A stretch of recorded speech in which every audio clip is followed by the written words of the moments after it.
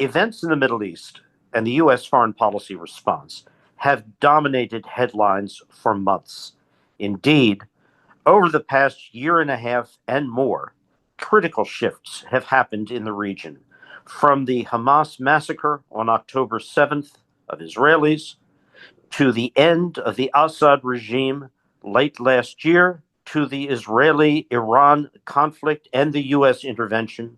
All of these have dramatically reshaped politics and the policy levers at play. Now, the conversation we're sharing today was recorded at a Baker Institute event on May 15th, before the conflict between Israel and Iran erupted in mid-June, before President Trump ordered airstrikes on 3 nuclear enrichment targets in Iran, and before the current ceasefire between Israel and Iran, which at the time of this recording does appear to be holding. But the conversation underscores many of the key dynamics and pressure points framing Israeli policy and the U.S.-Israeli relationship, both when it comes to Iran, but particularly in Gaza. I was joined on stage by 2 longtime friends and colleagues, Aaron David Miller, a senior fellow at the Carnegie Endowment for International Peace and a major participant for decades in the quest for Israel-Palestinian peace, and Dan Kurtzer, a professor at Princeton University's School of Public and International Affairs, former ambassador to Egypt under Bill Clinton and Israel under George W. Bush. Our discussion covers many of the intersecting challenges facing the Middle East and U.S. interests in the region, and I think will help illuminate the events of the past few weeks and what lies ahead. I'm David Satterfield, director of Rice University's Baker Institute for Public Policy in Houston, Texas, and this is Baker Briefing. The extraordinary events since September of last year to the present have established a very different context and a very different potential, not certainty, but potential for positive changes, both with respect to U.S. interests, regional interests, the broader cause of peace and stability. Just to recap, from the detonation of the Israeli planted pagers in Lebanon in September of last year to the extraordinary 3.5 hours over Iran of the U.S.-assisted Israeli Air Force actions that removed Iran's air defense system, showed its vulnerabilities, and took out a majority of the capacity to fuel ballistic missiles. Very few casualties, but a very big symbolic strategic message sent to the exceptional 11 days, November 27th to December 8th, the fall of over a half century of brutal, criminal, kleptocratic Assad family rule over a decimated Syrian people and a bankrupted Syria. All of this has provided the potential for changes in some of the basic equations, context-wise, with which the three of us had to deal with issues of peacemaking for a very long time. Gaza is in a separate category, and certainly not a positive one. But there have been developments. The president has gone to the Middle East, and I'll make this very brief. Strip aside the deal-making, real or aspirational, of the visit. The president did 2 things. He made a statement in Saudi Arabia that the era of U.S. interventions, nation building, had come to an end. Too much treasure, too many lives had been lost to little or no effect or only negative effect. We were in a different world now, in which we would advance our interests in a different way. Well, we've been getting to that point for a long time. Joe Biden's withdrawal from Afghanistan was very much a product of a sense of revulsion against the loss of lives, the loss of treasure for quixotic ventures that had never achieved the very bold goals that had been set and had become enduring, if not forever, conflicts. But this was an acceleration, a public declaration of a sort we've never had. In a way, it brings to an end the 9/11 to present period, or at least would seem to. The president did something else. He met with interim Syrian President Ashara, and he announced that sanctions, which are a complex issue, only some of which we, the U.S. or the president, has the power to lift, that sanctions would be removed. Both of the steps, his declaration and the meeting with Ashara, were welcomed. Welcomed in some cases with caution, by our Gulf partners who, more than we do, want to know that Ashara is not still a jihadist, that he will not act against minorities, Muslim minorities, as well as non-Muslim minorities, in Syria in a way that only generates further instability and violence, where not us, but they are the immediate neighbors and the potential immediate victims. But still dramatic changes. So I turn to you, and Dan, we'll start with you. Tell us what you think all of this means. Me? Nope, start with Dan. You know, in no small measure, and I normally hesitate to think about transformational moments, but in no small measure, we are in one of those. And we're in a transformational moment for reasons that we would not have wanted to happen. Had there not been a war in Gaza, and had Israel not projected power in the several places that David mentioned, we would not see what we're seeing today. Hezbollah would still be paramount in Lebanon. Assad likely would be ensconced in Damascus with Hayat Tahrir al-Sham, the party that took over Syria in less than 2 weeks, would not have been able to do what it did. Iran's influence over the so-called axis of resistance would still be there. And so nobody would have suggested a couple of years ago to, quote unquote, unleash Israeli power that created conditions in which we now have these openings. And so what do you do with this situation? And where I want to just diverge a bit from David, I don't want to leave Gaza out of this equation.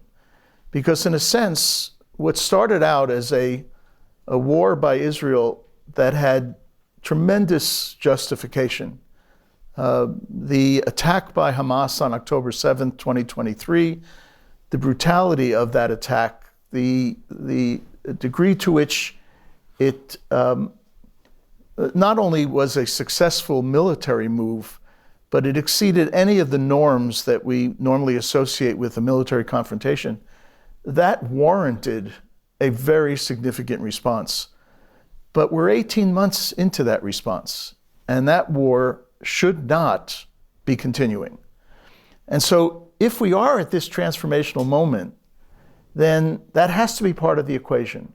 And if there is a Trump strategy for the Middle East, it has to take into account that Israel has to stop fighting, that there has to be a plan for the day after, which will include some mechanism by which not only the Palestinians themselves take responsibility for governance, but Palestinians themselves working with critical Arab states can provide the kind of security and institution building inside Gaza that would make for a stable transition. So that's a critical part of any transformation. It's stopping the deterioration, certainly preventing an expansion of the war in Gaza, certainly ensuring that the humanitarian requirements of the Palestinian people in Gaza are met. But as we're doing that, it's building on these openings that have been created largely by Israeli power.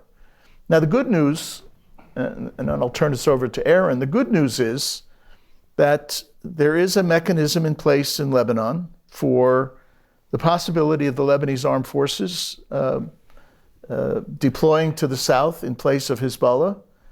And there seems to be a commitment on the part of the Lebanese government to further disarm Hezbollah, consistent with UN resolutions. There may be an opening now that President Trump has met with Ahmed al-Shara for the Syrians to begin to do the kinds of things that David indicated. In other words, not only that we would reduce or eliminate sanctions, but that the new government in Syria would take very concrete steps to demonstrate that it will be a different kind of society. And if there is a deal in place, even with the Houthis, that we expand the possibility of an end of the attacks on maritime shipping in the Gulf, which has impacted not only the price of everything that we and the Europeans and others are buying, but is also having an enormous impact on Egypt, which has already lost well over $7 billion in transit fees in the Suez Canal. So if you're sitting in Washington, and if you take J.D. Vance's view seriously, and you're not an idiot, you decide that you're going to take a hard look at this different Middle East and not assume that it's the old dysfunctional Middle East, but rather one that we can help build. Will the president do this, having just told a conference in Riyadh that we don't want to get involved in some of these issues? Anybody who knows. But if he were wise, and if his advisors were wise, they would be thinking about this starting today. Yeah, I mean, I rarely disagree with Dan, and I don't think I would disagree with anything he said. I think he's laid it out very well. Let me take a minute or two to approach from a different angle. I started my career as an intelligence analyst. Diplomacy is the art of the possible. You're charged with telling very important people why something could happen. Intelligence analysis is the art of the probable. It's usually presenting a picture which includes serious constraints. And so I begin any analysis of what the policy is by looking at the region. And I just make 4 points because Dan mentioned several of them. Each probably has a to-do attached to it, a pretty large, heavy lift. The first is, Dan referred to, Israel now has escalation dominance. That's a fancy word for describing the following: that Israeli military prowess has created a situation where Israel controls the pace, the intensity, the focus of its military conflicts with all of its adversaries, with the possible exception of the Houthis, where distance is both a strength and a liability.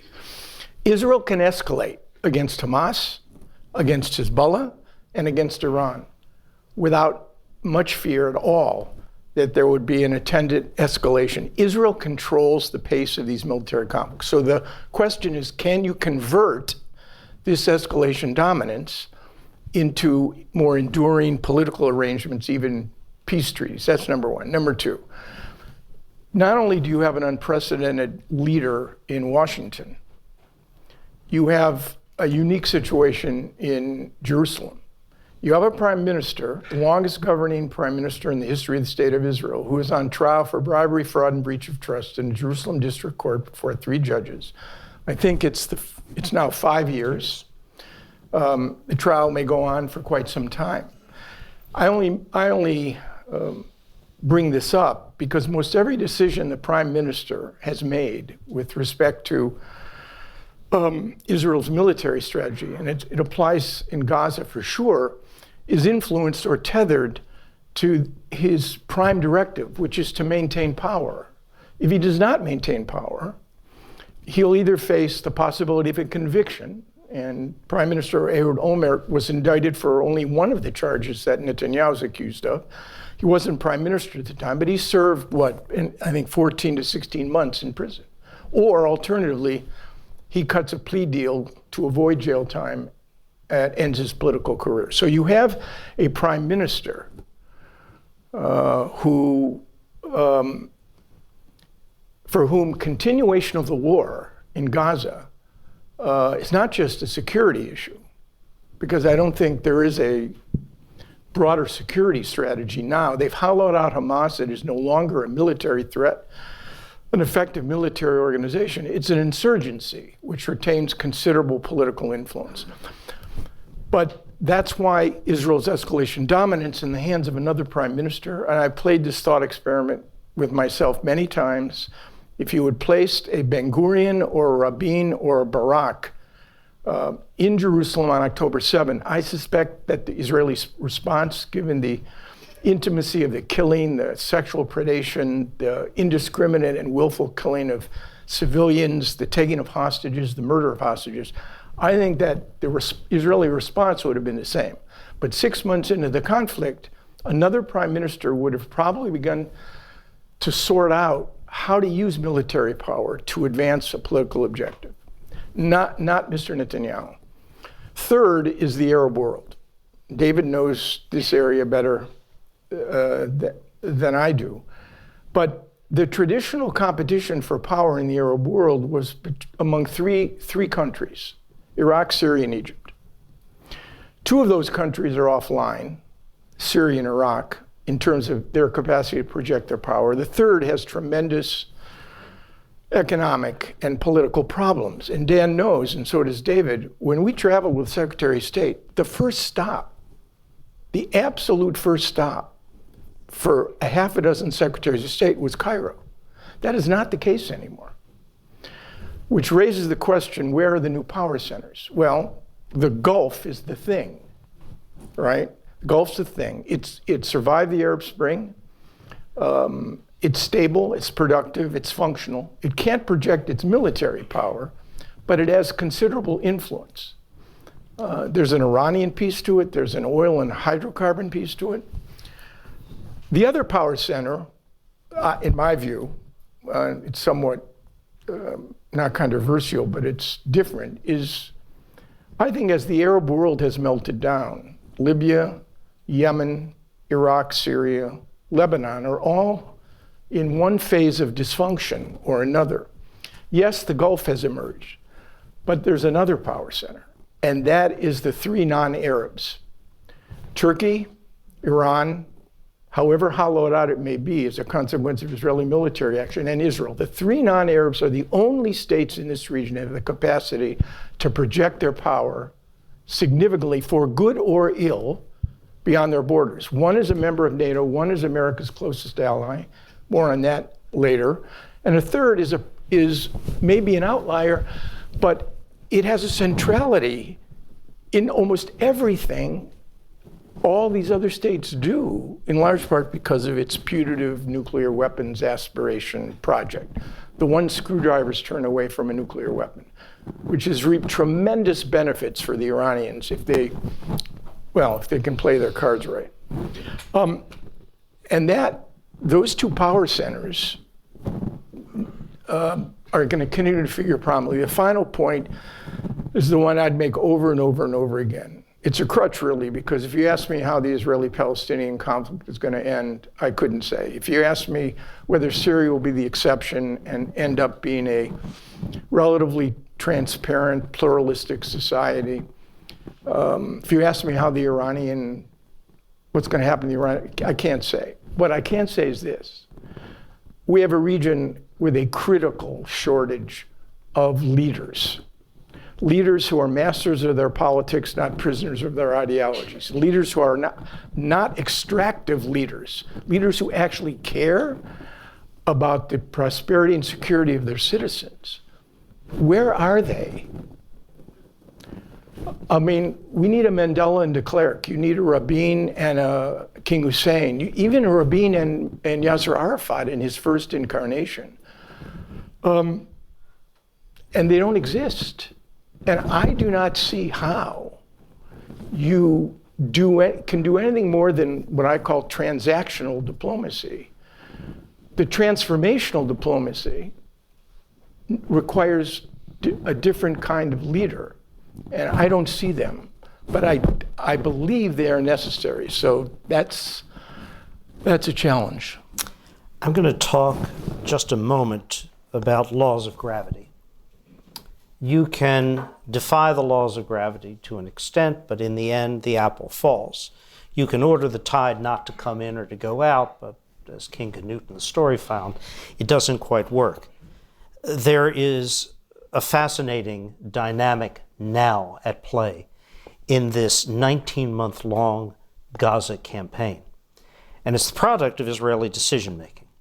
On March 2nd, Israel, as an announced act of state policy, terminated the entry into Gaza. About 2 million people, that's the general estimate, live there, of all non-medical, all food-related humanitarian assistance. It's 2 months on from that termination, beyond.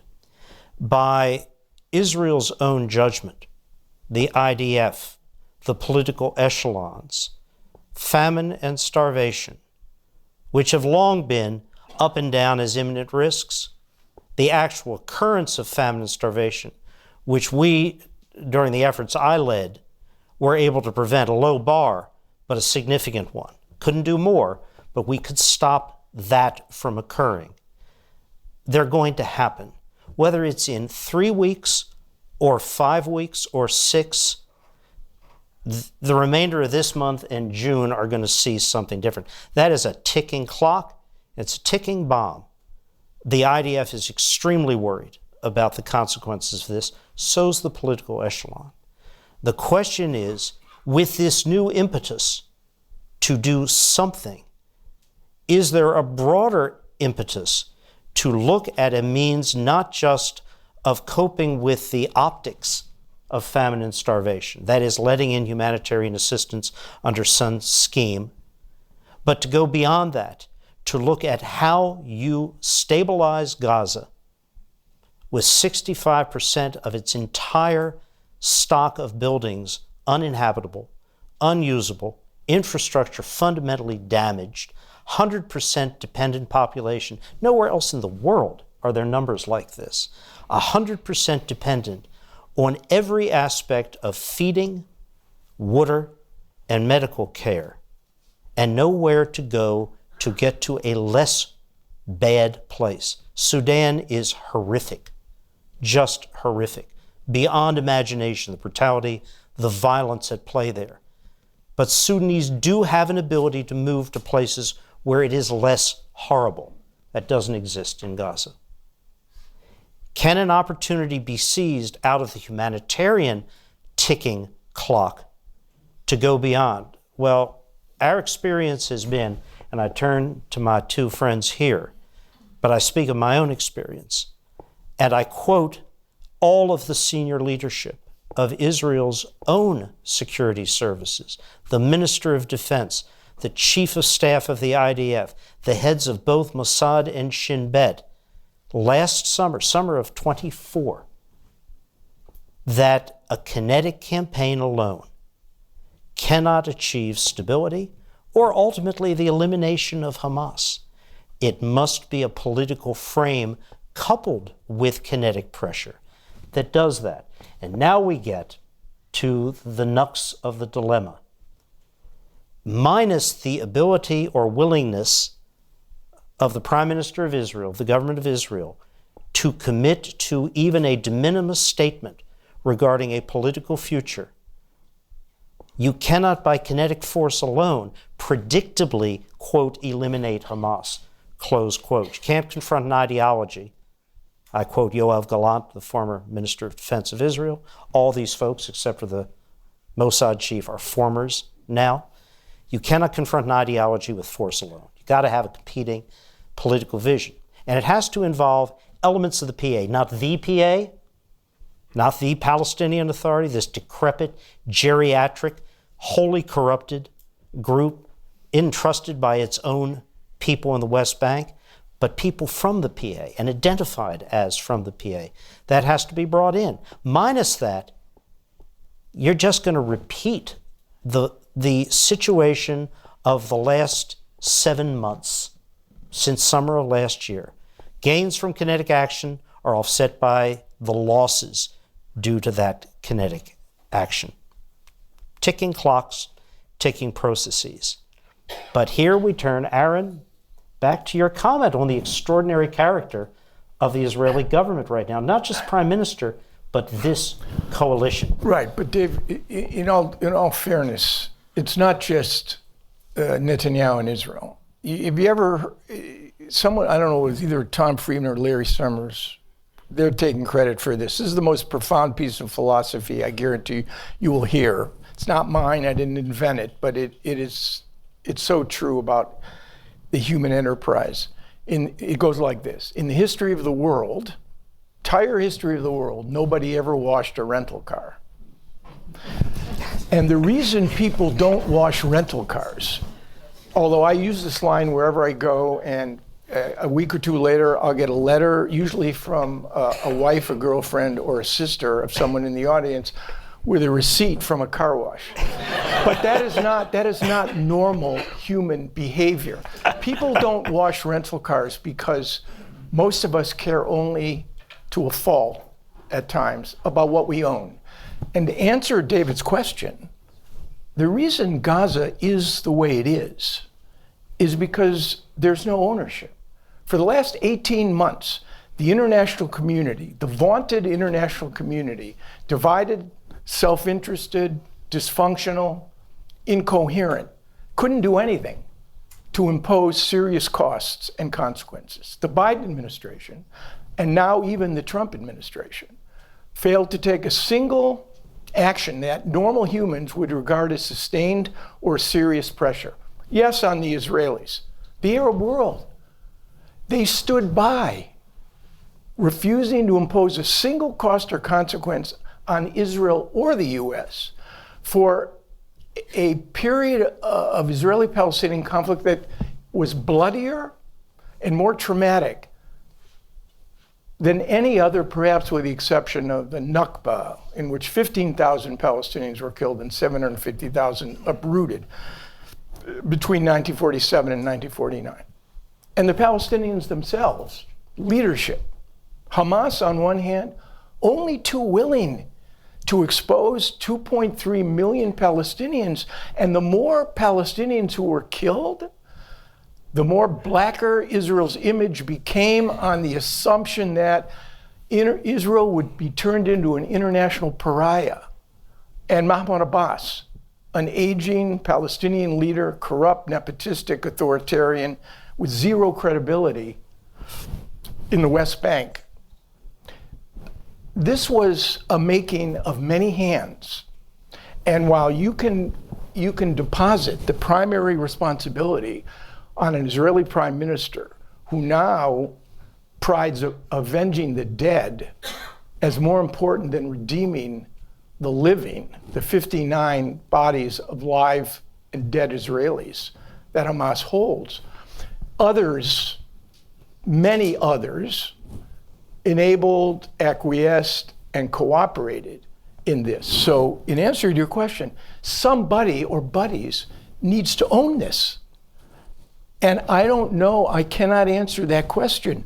Who owns it? Who is going to put their arms around Gaza, not as our president has done in threatening to turn Gaza into Riviera and basically implying or actually suggesting directly that Palestinians should move on and live elsewhere. Who's going to own this? I asked the two of you. It's a challenge. Should it be that hard? This is 363 square kilometers, roughly twice the size of the District of Columbia, 2.3 million people. Why? I don't have an answer.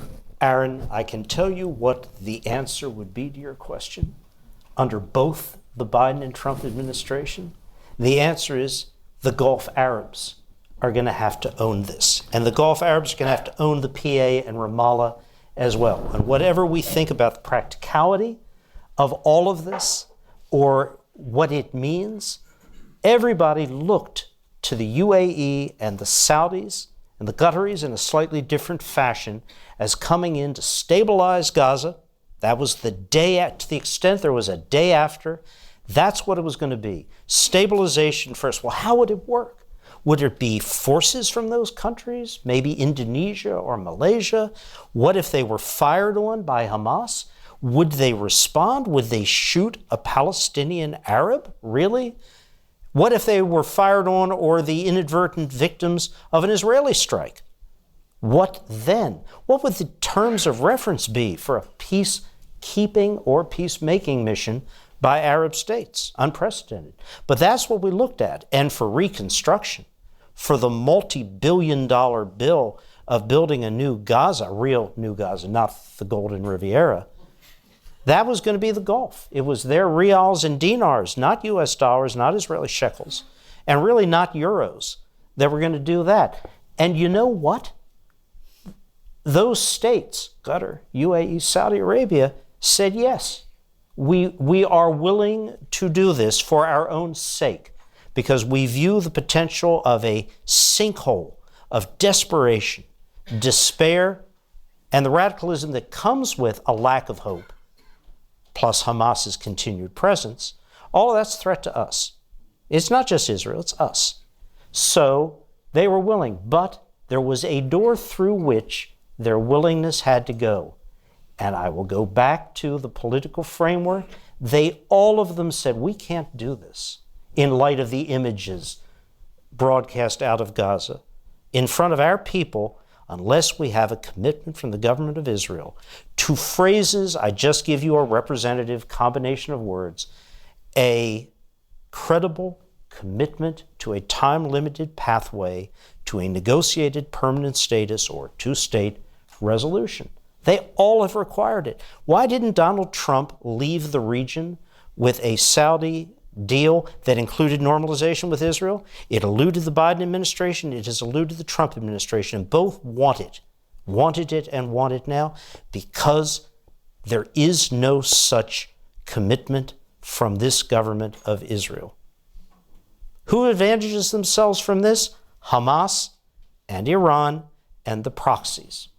So there's an answer to your question, Aaron, however practical you think it might be, but it is denied because of the political commitment to a political frame that incorporates what we've all worked on for so many decades, a lasting negotiating Okay, so peace. you've reduced the problem to an essence. So I'll ask the question again.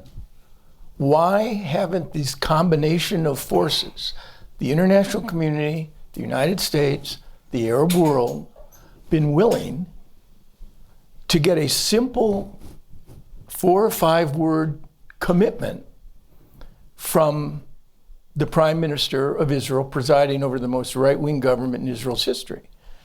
Dan, you want to opine, and then I'll offer my thoughts. I was having fun watching this back and forth. It was great. Relax. Since I retired about 20 years ago from the Foreign Service, and I've been at Princeton ever since, and one of the things that I've tried to do ever since is to look in the mirror. It's easy, very easy to say the Israelis should do X and the Palestinians should do Y and the Arab states should do Z. The question is, what have we done? And I would posit that in the entire history of this conflict between Israelis and Palestinians, the only times when there was a day after strategy that made any sense was when the United States defined it. We defined it in 1956, we defined it in 67, we defined it in 73, we defined it actually in 1970 when there was a war of attrition, in 73, and we should have defined it better after the Madrid Peace Conference that Aaron and I were privileged to work with Secretary Baker in helping to bring that about. And the reason I start that way is that in the 18 or 19 months since this war in Gaza started, this idea that somehow we can avoid defining and focusing in on that day after has gone unanswered. Now, I'll tell you a short story. A couple of weeks after October 7th, in what was unusual in my career in retirement, both the National Security Council and State Department reached out to me and to some others and said, we're thinking about the day after, please come up with some ideas. And so we did. And those of us who've been on the outside for a while know that that normally means, the round file. You send the paper in, it gets sent over to the corner, maybe bundled up, you do the 3-point shot from a distance. But the point is that there were a lot of good ideas that were coming out of both government in Washington and actors on the outside. And nothing happened with them. Now, we know that Israel was not thinking about the day after because Prime Minister Netanyahu said he doesn't want to. We know that the Palestinians weren't thinking about the day after, either Hamas or the Palestinian Authority. And we don't know for sure, but probably can surmise that the Arab states were not thinking about the day after. And I've wondered since October 14th or 21st, why we didn't exercise the leadership that Aaron noted has been so missing to define that day after and then make it happen. Now, you fast forward the clock to the last 3 months, different administration, a president who lives on Truth Social, largely through unthought through rhetoric, about whom people are scared. He's accomplished some things because people are nervous about crossing him. He has an opportunity to define the day after. So even if he came out of this Middle East trip with a ceasefire and the release of hostages, which is critical, both of those are critical elements, it's not enough, because it will fate us to, I guess it would be the 5th or 6th war between Israel and Hamas. 2006, 8, 12, 14, 21, and 23.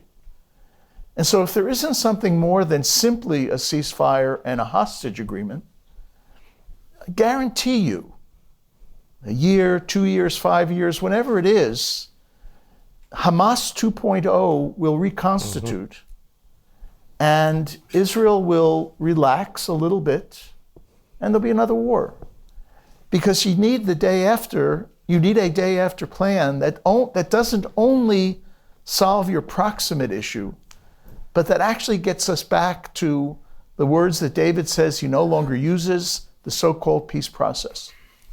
Now, I'm not suggesting that at any point in the near future, we can get Israelis and Palestinians back to the negotiating table. That would be silly to think that. But if we don't stop this inexorable movement of this machine that's heading in the wrong direction and work hard to try to turn it around, years ago somebody said it's the equivalent of trying to turn around an ocean liner in the Suez Canal. It may be hard to do. But if we don't try to stop the deterioration and to change the course which is being navigated by the parties in the region who are too weak and too leaderless to take these decisions, then I can guarantee you'll be back here in a couple of years. The two of us will be on the funny farm somewhere because we'll have retired. But your next speakers will talk to you about the next war. Now, what would a day after look like? And I'll be brief. I'll tell you about the paper that I sent in that we worked on at the now defunct U.S. Institute of Peace. It was 2 layers. It wasn't rocket science. One level, one tier, was stabilization, reconstruction, and a political process. Because you have to do that in Gaza. You have to provide for security, you have to provide for law and order, you have to provide for basic needs, basic services. So there's a process that has to be undertaken to move from where you are, which is a very, very broken society, to a place that may at some point be able to stand on its feet. But that's not all you have to do. There's a second tier. You've got to then articulate what people know has to be articulated, which is that this conflict needs to end with 2 states living side by side in something called peace and security. Can't get there right away, but who's going to articulate that? It's got to be us. And it always has been us. I know I speak personally, and I can speak for Aaron. It was the greatest privilege of our career to be associated with an administration that knew how to do this. President George H.W. Bush, Secretary of State James A. Baker III, National Security Advisor Brent Scowcroft, they knew how to do this, not just on the Middle East. They calmed the waters in Latin America. They oversaw a peaceful reunification of Germany. They started out on a different relationship with the Soviet Union that collapsed on their watch. They knew how to do this. So it's not that this is beyond the ability of our leaders to do. The question is whether they're willing to invest the effort and exert the power that's in our hands to try to accomplish this. Dan has wonderfully laid this out, and has come right up to the cliff. And I'm going to jump over the cliff. we're skirting a critically important issue here, and that is the nature of America's relationship with Israel. It is a highly controversial, some would argue it's a third rail. The last U.S. president to seriously threaten Israel with sanction, the last one, the only one, was Eisenhower, when Ben Gurion refused to withdraw Israeli forces from Sinai in 1956. Even Gerald Ford. other than Henry Kissinger, the most consequential Secretary of State in the modern history of the United States, James Baker, denied Israel housing loan guarantees. But that program was discretionary. It didn't deal directly with economic or military assistance to Israel. So no American president has produced the kind of sustained and significant pressure on Israel. And there are many reasons for that. And I don't want to suggest for a minute that the Israeli-Palestinian conflict is one hand clapping. It's not.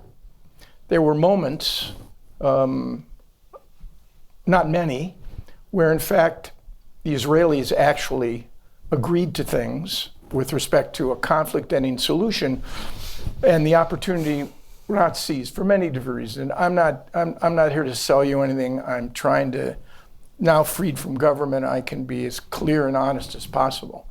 But that issue, the nature of the U.S.-Israeli relationship, the inability or unwillingness of American presidents to induce Israel, not just with honey, but in the words of the late Sam Lewis, ambassador to Israel, use honey and vinegar, as James Baker did in Bush 41, to get results. And that's a core question that needs to be answered. It does. And while I will not jump off this particular cliff, I will try to discern the depth and the degree of the slope. Let me take you back, because I was inside on this, to what we faced in that week after October 7th. 1,200 Jews massacred.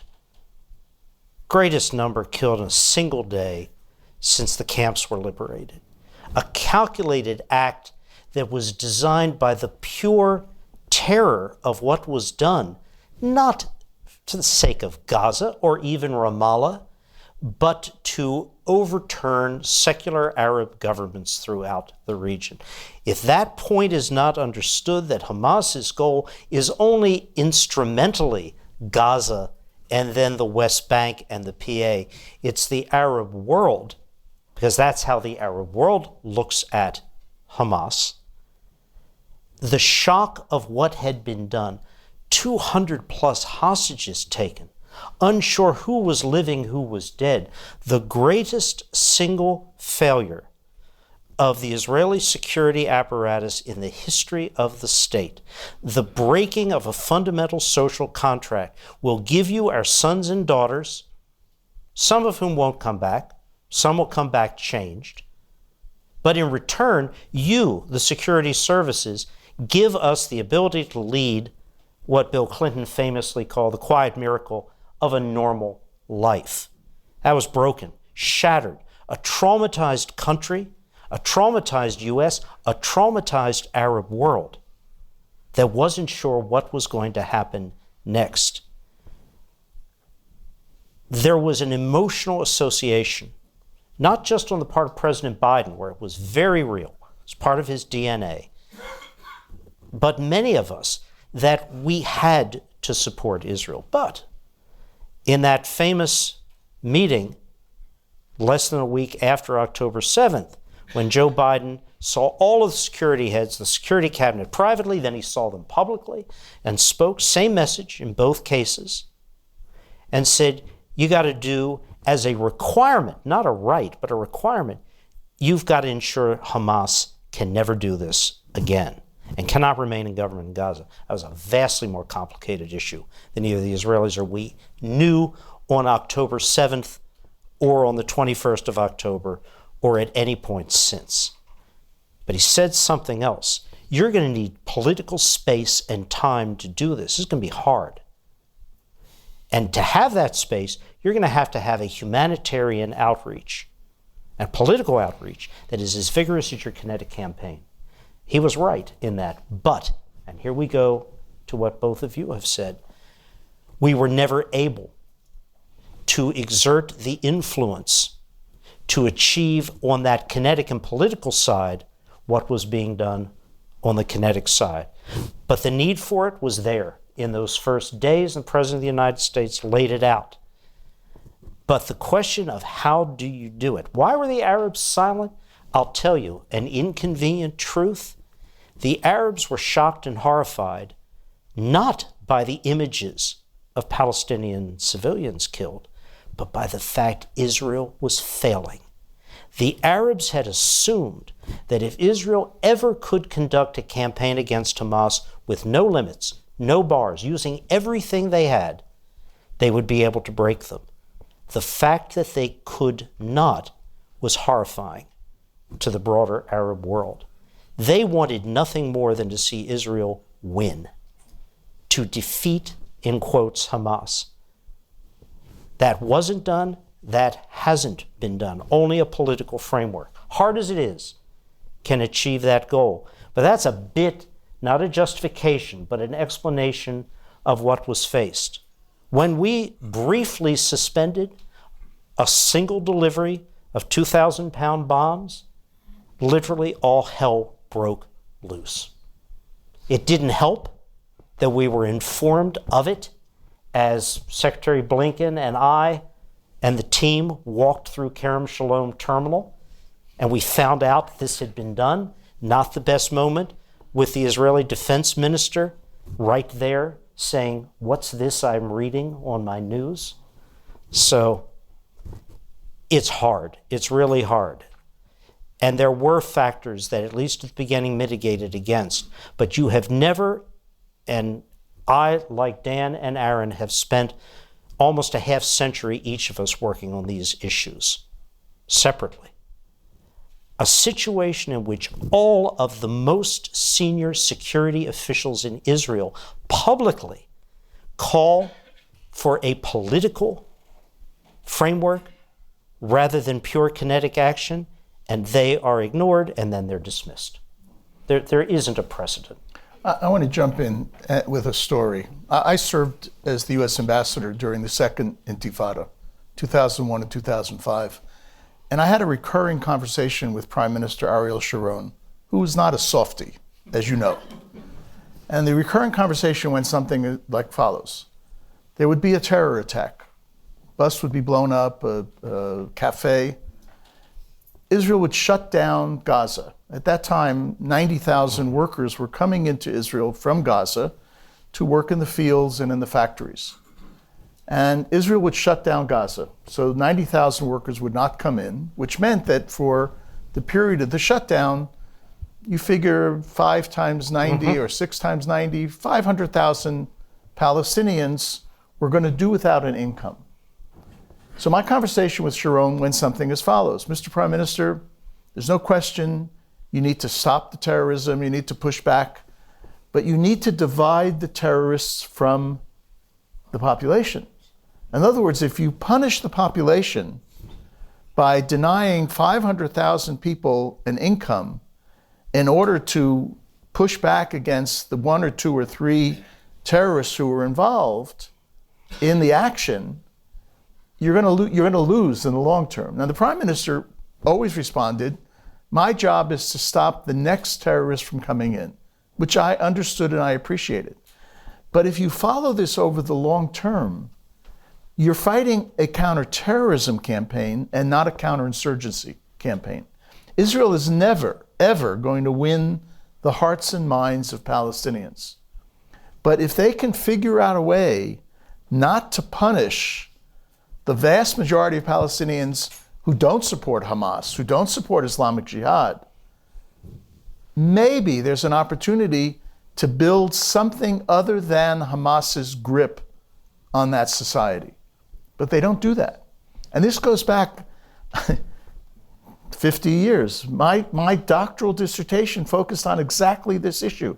And Israel did the same thing in the 1950s. It would act to stop acts of terrorism without regard for what would follow. And so you'd have acts of terrorism, and then there'd be an Israeli response, and then there would be greater acts of terrorism and an Israeli response, and even greater acts. And the answer back in the 1970s, when I was doing this study, was our job was to stop those immediate acts of terrorism. And my answer was no. You had to figure out a way to stop the terrorism, but to win over the idea that something other than terrorism can gain support within the Palestinian community. While we had this idea of a two-state solution, that was the moment to build that support within the Palestinian community, to deny Hamas that element of support that they were gaining from people who only felt punishment as a result of what Hamas was doing. And it's still the same problem today. So I don't know the number today. 50 Palestinians were killed, 70 Palestinians were killed. Probably out of the 70, 65 had nothing to do with Hamas. Okay? Which means that 65 times 5 or 6 in that family, you've now alienated 300, 400 people, whatever the number is. And it's from those 300 or 400 people that the next group of terrorists will emerge, either as lone wolves, as they're called, or in some organized fashion. And we're playing this over and over and over again. It's like one of these endless loops that you just continue to see. We can do better. Now, I appreciate what David said, because in those first few weeks, while we were thinking about the day after, it was hard to talk to the Israelis about the day after. And in fact, those of us who had conversations in Washington from the outside with the administration heard, well, we were told that the war is going to come to an end in January of 2024. All right, that's reasonable. You've inflicted some pain on Hamas, and then you end it. That itself was 15 months ago.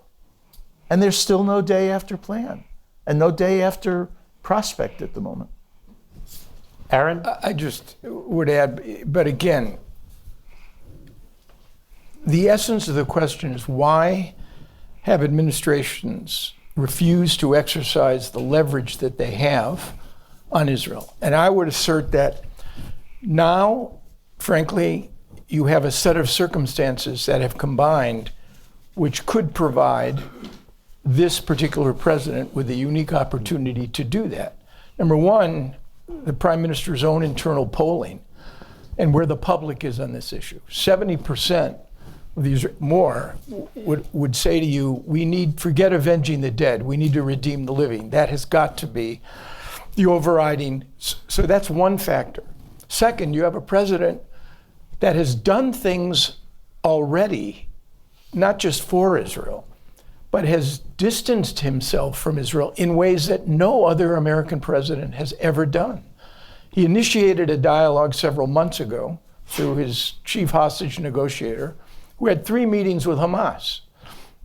Did not coordinate this with the Israelis. They found it out probably through their own intelligence. He freed an American hostage, Idan Alexander, as a consequence of another separate outreach to Hamas. He's concluded a ceasefire with the Houthis, which protects American naval assets and commercially flagged U.S. vessels in the Red Sea, but said nothing about the Houthis' continued launching of ballistic missiles and drones against Israel. And he declared that there'll be no more sanctions on Syria. And the Israelis have a very grim and dim view of the future of the Syrian government and who Ahmad Shara really is, a jihadist, they argue, with a suit. So there's an opportunity here, it would seem. Yes. And it gets to the whole question. I mean, I guess we could all answer it in our own way. Why? What is the nature of the U.S.-Israeli relationship? Why do we support the state of Israel? Many different reasons. The moral debt that America continues to have to the victims of the Nazi genocide. Israel is a strategic ally. We pre-position material, we exercise, we do joint R&D with them. The presence of an affluent, very influential 5.5 million American Jews and many more evangelical Christians whose, frankly, views on Israel, at least the older evangelicals, are much more united than the Jewish community is right now. But I left out the one factor without which our support for Israel would not have been possible all these decades. And that is value affinity, the perception and the image that you could count on one hand. Freedom House argues that since 1950, only 22 countries in the world have maintained their democratic character continuously. It's a very small club having a democracy and then keeping it. That's the one issue that makes the durability of this relationship work. Otherwise, Israel would be Panama or the Philippines. There'd be no moral commitment, no value affinity. And I would argue that proposition is more under stress today than ever before. You have a sort of mini American president in Jerusalem whose instincts are authoritarian, who tried a judicial reform in 2023 in an effort to literally to rearrange the furniture, political furniture in Israel in favor of the executive, which is actually prime minister plus the legislature plus the Knesset. So that's the question, it seems to me. But you have a president with authoritarian instincts who couldn't care less about whether his partners are Democrats or autocrats. This question has troubled me for a very long time. And speaking about it is not good for one's political health, certainly in Washington. Dan will tell you the amount of hate mail, and there was no email back then and no Twitter, that we got for what we were doing with Secretary Baker. And the worst of it didn't come from Christians who were morally offended by Israel's behavior. It didn't come from any number of Arabs who resented the fact that Baker's team was comprised primarily of American Jews. Intriguing for Mr. Baker. It came from the Jewish community. And it's an extraordinary testament. We're not getting it right. My view is we do have a special relationship with Israel, but we cannot have an exclusive one. And that has literally drained our capacity to advance American interests and to bring leverage.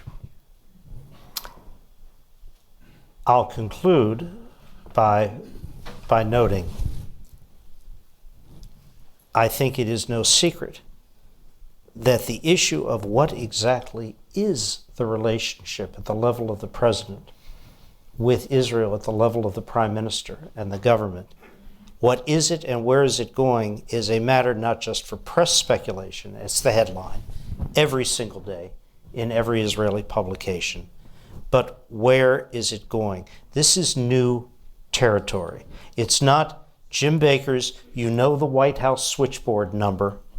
You can call, and I'll give it to you. Caught hell for that from the White House secretaries who had to handle the flood of calls coming in to that David knows. That's what Secretary said to the chairman of the House Foreign Affairs Committee when he wasn't getting the answers that he wanted. And he didn't give out the State Department number. The switchboard number. He gave out the White House switchboard number, 456-1212. I'm not speaking out of school here, and HW had and Secretary had a conversation about that. Why did you give them my number? President said, I'm getting complaints from the operators. Why did you? This isn't that. This is something else. And the direction this goes in is not just significant for the United States and the region, it's very significant for Israel. What is the relationship and where is that relationship going? But we have kept you all here for what I think was an extraordinary discussion. Baker Briefing is brought to you by the Baker Institute for Public Policy, which provides meaningful, nonpartisan, fact-based policy analysis and recommendations on the most critical challenges facing the United States, Texas, and the world. This episode was produced by Karina Zemel. AV production was led by Kevin Young. Be sure to visit us at bakerinstitute.org to learn more. Thanks for listening.